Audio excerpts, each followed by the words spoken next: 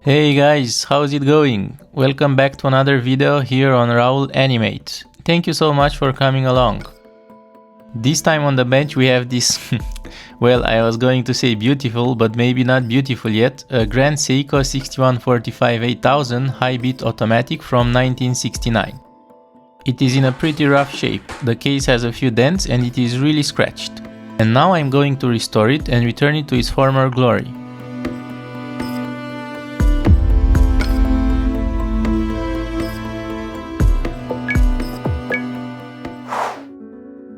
As you can see, the watch is working. However, when I initially bought it, it was a non-runner. I spent a lot of time troubleshooting the issue, but fortunately I had another identical watch that was working, which allowed me to swap parts and find the root cause. Actually, you may remember it, as it was the first important watch that I serviced on this channel. Typical to the Grand Seikos from those early days, this watch is crafted with a lot of attention to detail, including finishing that nowadays only top-tier watch manufacturers do. As you can see, the movement has seen better days. The previous watchmaker used the wrong screwdriver and butchered the material around the screw. Also, the rotor lost its plating, but it has no impact to its function.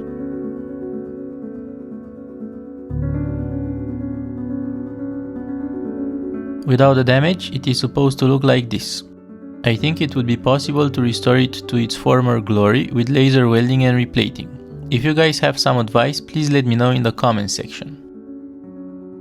And yes, this is the previous 6145 that I serviced some time ago. Isn't it gorgeous? I don't know about you, but I really like the vintage Seikos and watches in general from the 60s and the 70s period. I find those years as being the golden era of watchmaking. A time of innovation when the watchmaking companies were focusing less on the business case and counting every single cent and more on the craftsmanship and building products with no boundaries. And you will see this approach embedded in this watch at every step along the video. As for the dial, it seems damaged, but at a closer inspection, the outer lacquer layer seems in pristine condition. The only way I can explain this is that the watch was left in the sun for a very long period of time and the UV burned the pigment of the color under the lacquer.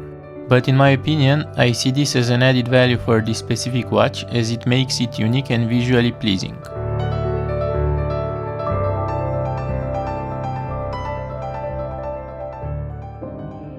Let's now dive into the movement that most likely many of you guys already know very well. It beats at 10 Hz or 36,000 beats per hour and it holds a special place in Grand Seiko's history. It is the first high-beat automatic they ever produced. The high-beat technology was quite new for the Seiko group at that time. It was firstly introduced in 1967 through the Seiko Lord Marvel, becoming the first ever high-beat Japanese movement. The automatic module technology was already existing for some time, being introduced in 1959 on the Seiko Gyro model. So Grand Seiko had all the necessary technology and decided to embed it into this model in 1968 with the extra attention to detail specific to Grand Seiko. With a 12.5mm thickness, high accuracy, automatic winding and around 2 days of power reserve, it was a very practical watch. It became an immediate success and it is now renowned as one of the finest watches ever produced by Grand Seiko. The dismantling is going well. I am now removing the train of wheels bridge that, as you can see, it also has a nice radial finishing. Ah, and I forgot to mention, this watch also has a seconds hack. This tiny V-shaped piece is moved when the crown is pulled out, making contact between its upper leg and the balance wheel and consequently stopping the movement. This is quite handy as when the hack is engaged, the second hand stops moving, allowing to accurately set the time.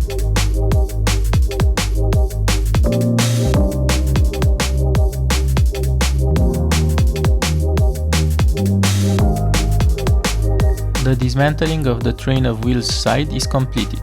Now I'm moving to the dial side. Here we can see the calendar ring, part of the date complication. A complication is any additional function other than keeping and setting the time. For example, the seconds hack I just mentioned is also a complication.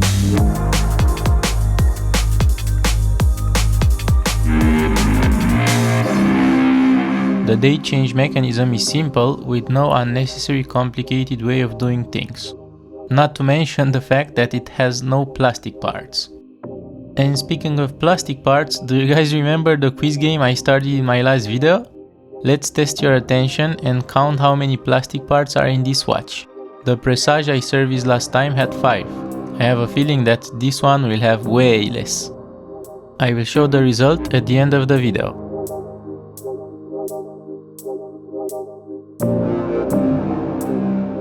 I am now removing the keyless works, which is the module that allows to manually change the time.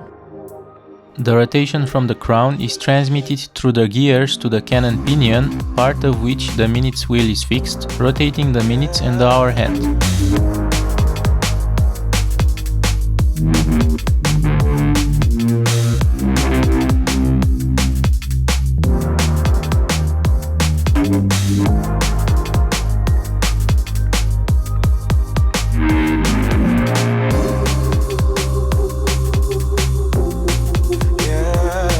And with this, the part dismantling is completed. Now it is time to thoroughly clean the watch and get rid of all the gunk and dirt. As always, I start by rubbing all the jewels with pegwood. This is really important. As dirt accumulates in the oil, it makes it less fluid over time. This becomes an opposing force to the movement, leading to lower amplitude and lower accuracy. With the jewels cleaned, I use IPA and a brush to remove what is left. I don't have an automatic cleaning machine, so I do this manually for all the parts. And while looking at the main plate, it made me realize how far technology advanced compared to 60 years ago. Today, all the holes and machining are made by automatic CNC. The plate is designed in CAD and the parameters from CAD are input in the CNC machine that does all the work with extreme accuracy. Back then, all this was done manually, but despite this, the accuracy of the basic watches nowadays is the same or worse than 60 years ago. Anyway, let's go back to this watch. As I showed you in the beginning, the case has a few dents and scratches that need attention. I don't have a laser welding machine, so instead of laser welding and sanding, I am trying to hammer back the mass of material displaced by the shock that caused the dent. I couldn't achieve a perfect result, as probably the shock that caused the dent made a portion of material fly away, but it is better than before. As for the scratches, they are everywhere, making the watch very dull. The so-called renowned Zaratsu polishing is long gone. Therefore, I'm trying to sand away those scratches and bring back the shine. This is a 60 years old watch, so I don't want to make it look perfect. It is a time-consuming process, going from 800 grit all the way up to 8000. And as you can see now, the scratches are gradually going away. After I finish sanding, I will use a metal polishing cloth to make it shine.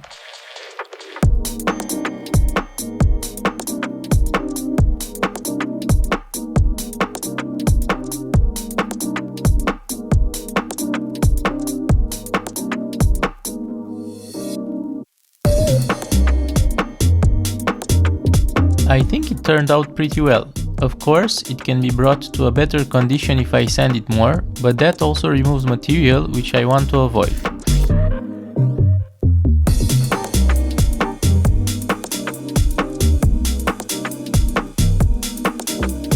I repeat the sanding and polishing for the upper surfaces. Now you can see the famous Grand Seiko design philosophy called Grammar of Design in full splendor.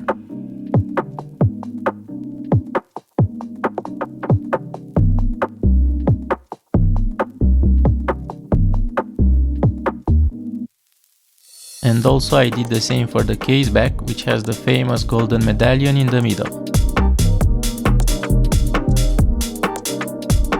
With the case out of the way, I am also tackling the crystal. Like the case, it has plenty of scratches that I will gradually sand away. The process is the same as with the case. I start with 800 grit and go up to 8000. The difference is that for polishing I use Tamiya polishing compound. I think the most popular compound is Polywatch, but I have the Tamiya from my plastic model kits and it works really well.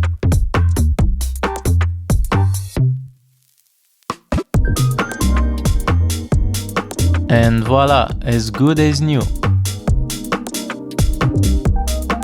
With everything sanded and polished, I use the ultrasonic machine to thoroughly clean the sanding debris and polishing paste. On top of water, I add a special cleaning detergent from Citizen, which seems like an extremely slippery soap. The ultrasonic cleaning machine has a vibration mechanism that vibrates the liquid inside at a very high frequency and very low amplitude. This allows all the stuck dirt to detach from the parts. I normally run it for 10 minutes or so, and it always works really well.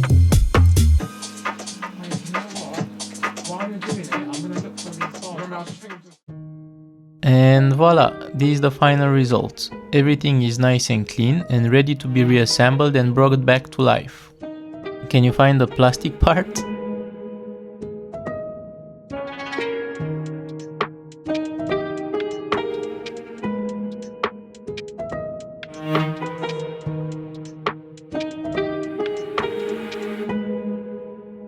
As always, I start from the train of wheels side. The first part to reassemble is the center wheel. This is the wheel where the minute end is fixed. It is very sturdy as it engages directly with the mainspring barrel, so it gets a huge amount of torque. That's why it is held in place by its own bridge.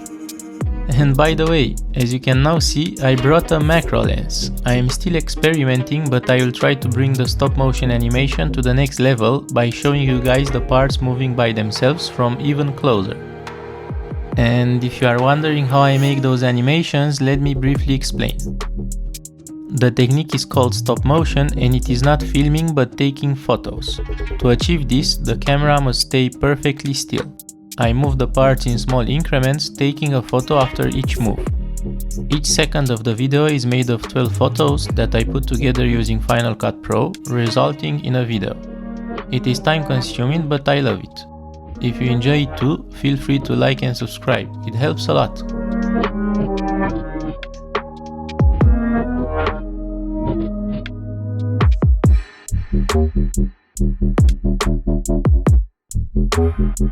With the train of wheels in place, we are close to seeing if the watch works.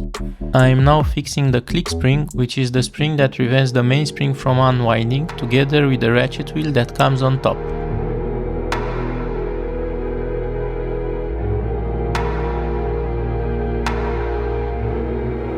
With that in place, I put back the pallet fork, which was the broken part that I had to replace.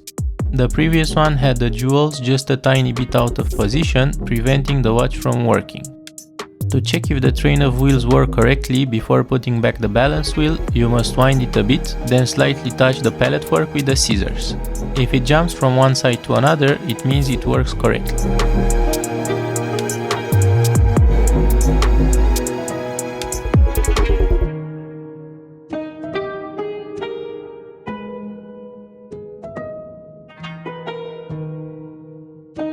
With the pallet fork operation confirmed, I reinstall the balance wheel that starts rotating right away. And just hear one of the best ticking sounds ever, it is music to the ears.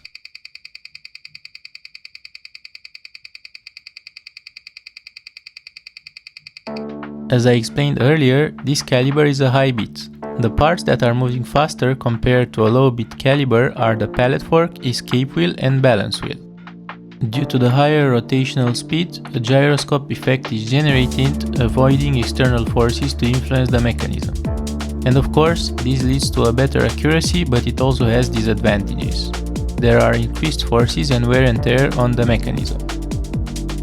Switching to the dial side, this part is simpler but still very important. I already explained the dial side in my previous Seiko Presage restoration video, and it is not rocket science. The crown has three positions. The first one, that is the standard position for the crown during the normal usage of the watch. In this position, if the crown is rotated, the rotation is transmitted from the crown to the ratchet wheel, winding the watch. In the second position, the same rotation is transmitted to the calendar disc, changing the date, and also to the seconds hack, blocking the balance wheel and stopping the watch from running. In the third position, the rotation is transmitted through a few wheels to the Canon pinion, changing the minutes and the hour. I am also removing the jewels from the balance wheel to clean and oil them.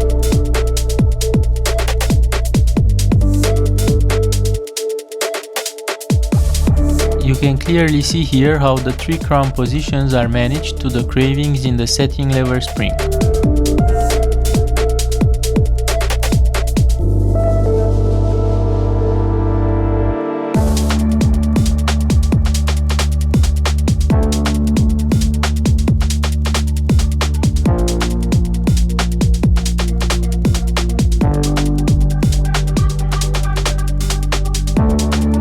With all the parts in place, I put back the calendar disc and its spring.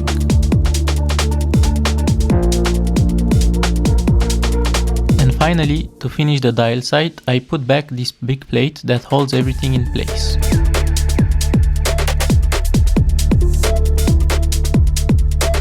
Moving back to the train of wheels side, I was not happy with the screws condition.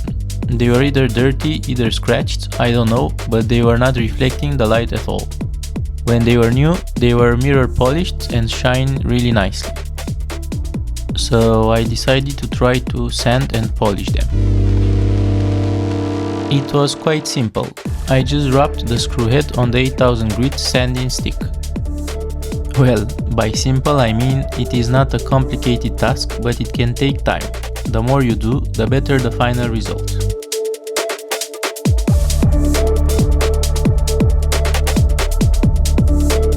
And as you can see, it's not great, but it is better than before.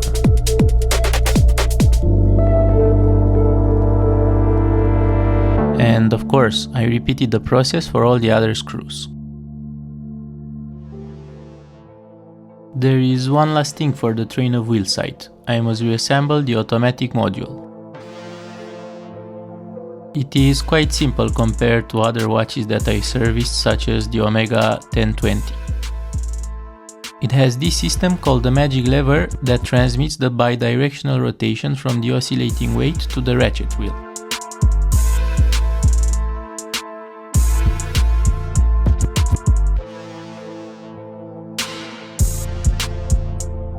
It is sandwiched directly on top of the train of wheels plate, and in my opinion it is the best looking component in this watch.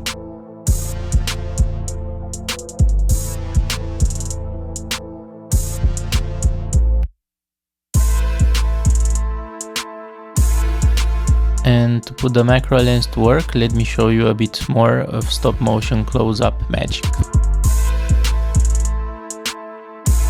And with this, the movement assembly is completed. Now I'm switching back to the case. The crystal is pressure fit, so there is no need to add any glue. It is held in place by this outer ring. The tolerances are so tight that I need to use a press to push the ring.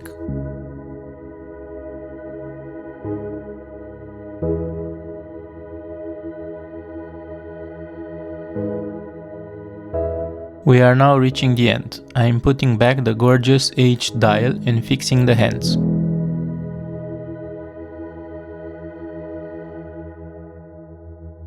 It is really easy to damage it, so I avoid doing any stop motion tricks at this point.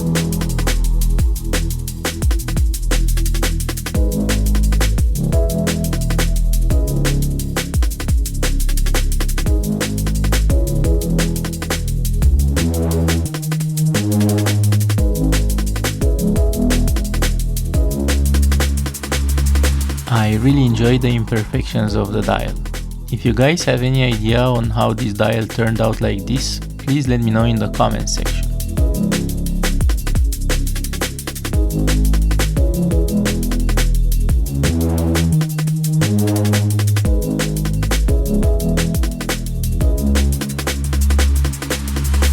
The last piece in the puzzle is the oscillating weight. I cleaned it, but unfortunately I don't have the tools or skills to replate it. So I will leave it as is for the moment, because despite the cosmetic issue, it works perfectly. This is really random, but have you ever seen two 6145 Grand Seikos dancing together?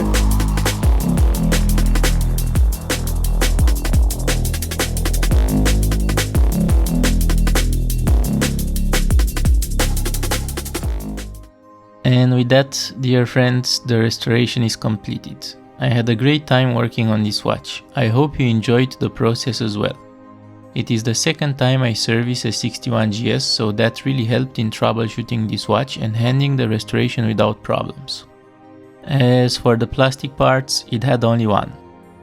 If we compare it with a Presage that had 5, this is another proof that the quality of vintage watches can't be compared with the watches built nowadays. The time grapher reading is the best I had so far. The amplitude is on the lower side, however, the gain and bit error couldn't be better. I mean, look at the straight line, isn't it gorgeous? So guys, once again, thanks a lot for watching. It is a joy for me to make those videos and share them with you. I hope you enjoy them as much as I do. Don't forget to subscribe if you haven't done it yet. See you into the next one. Cheers!